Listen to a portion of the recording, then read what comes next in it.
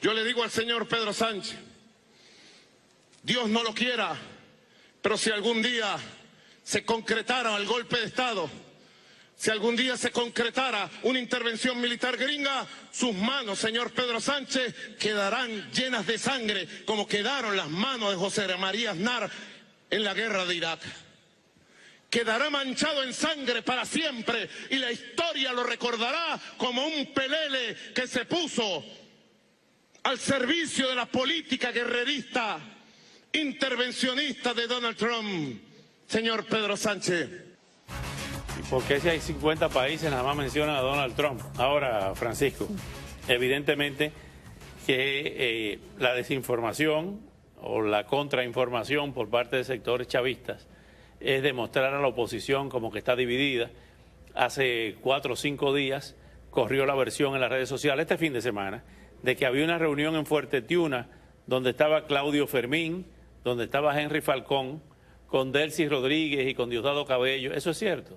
Mira, ellos mismos lo desmintieron y aparentemente estaba uno de ellos en un acto ese día, es decir, no había manera de que eso fuera verdad. Ahora bien, los factores determinantes en la oposición están muy unidos en este momento. Los principales partidos opositores, sus principales dirigentes están en comunicación constante, no toman ninguna decisión que no sea previamente acordada. Y además, todo esto que estamos viviendo es algo que se viene cocinando por lo menos en la oposición desde el año pasado, que se reunían una vez por semana los dirigentes de los principales partidos para ir coordinando todo lo que ha venido pasando ahora. No es nada fortuito. Vimos en la última manifestación, el 2 de febrero, que Capriles fue a abrazar a Guaidó, pero no vimos a Henry Ramos, por ejemplo, ni a otros dirigentes.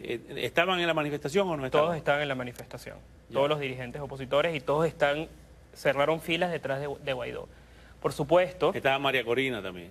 María Corina estaba Henry Ramos, estaba Capriles, estaba, bueno, toda la dirigencia Voluntad Popular, estaban todos ahí. Los unidos. diputados. Bueno, por supuesto, los diputados que son los protagonistas políticos de este momento es la Asamblea Nacional. ¿Qué posibilidades hay de que celebren otras elecciones para nombrar otra asamblea? ¿Qué ha amenazado con eso Maduro? Bueno. Vamos a escuchar lo que dijo Maduro al respecto para escuchar sus opiniones. La Asamblea Constituyente tiene en su agenda la evaluación constitucional, histórica y política para llamar a un adelanto de elecciones parlamentarias este mismo año. Yo estoy de acuerdo que se relegitime el poder legislativo del país y que vayamos a unas elecciones libres, con garantía, y el pueblo decida por una nueva Asamblea Nacional. ¿Pero eso es en Venezuela o es en otro país?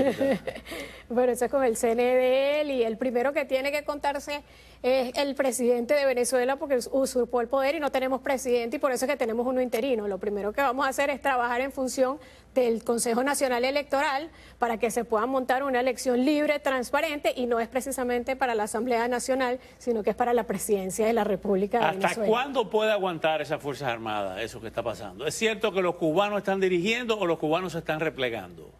Hay información de que hay cubanos saliendo de Venezuela, pero los que están enquistados en el Ministerio de la Defensa, en los demás ministerios, en Miraflores, en un Estado Mayor que tiene Nicolás Maduro, esos van a persistir hasta el último momento.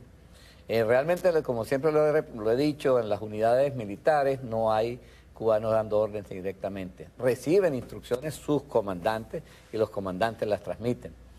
Pero las Fuerzas Armadas pienso que tienen un límite también, pero un límite para continuar obedeciendo a Hugo Chávez, a Nicolás Maduro, pero no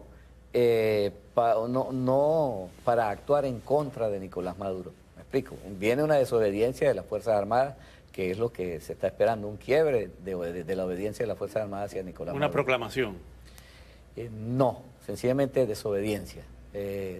Sencillamente no van a atender, de la noche a la mañana no van a atender un teléfono, no van a atender las comunicaciones de radio, no van a atender las comunicaciones por las vías internas. ¿Pero eso no llevaría a una guerra civil entonces? No, en Venezuela no hay posibilidad de una guerra civil, sobre todo cuando tienes al 90% de la gente en contra de Nicolás Maduro. No hay posibilidad de eso, además que la misma Fuerza Armada lo que no se atreve a dar el paso es por el miedo, justamente. Pero no tienen los colectivos, no tienen al grupo de las FAES de Freddy Bernal, no tienen a los sectores que aún siguen a Padrino. Mira, en los mismos colectivos desde hace mucho tiempo hay una división enorme. Hay colectivos que se enfrentan, son colectivos chavistas que se enfrentan porque ellos se denominan así, colectivos chavistas y colectivos maduristas. Ya hay una división entre los mismos colectivos que no sería ningún problema a la hora de una transición. Salvo que hay que regularizar su existencia, ¿no? Hace días que no habla Diosdado Cabello. Diosdado Cabello no ha hablado. Quería agregar con respecto a lo que estás hablando tú de los enfrentamientos de los colectivos, que inclusive en el 23 de enero, que es una zona donde viven varios grupos de ellos y donde están los que diríamos más peligrosos y los que el gobierno ha armado y además están cerca de Miraflores, del cuartel de la montaña, o sea, tienen una posición, vamos a decir, que estratégica dentro de todo esto. Entre ellos han venido amenazándose inclusive ya a través de panfletos en esa zona. Y los vecinos son los que han comentado, bueno, cuando esta guerra comience aquí tenemos que ver. Lo que sí es que los están utilizando a ellos para poder ir de acuerdo a la misma base de datos que tienen de los bonos y de la base de datos que tienen de los CLAP.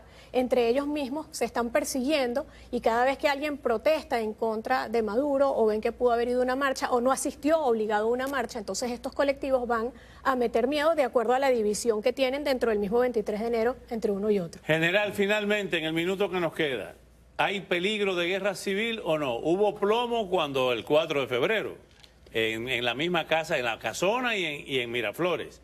¿Pudiera repetirse ese escenario? No, un escenario de guerra civil no.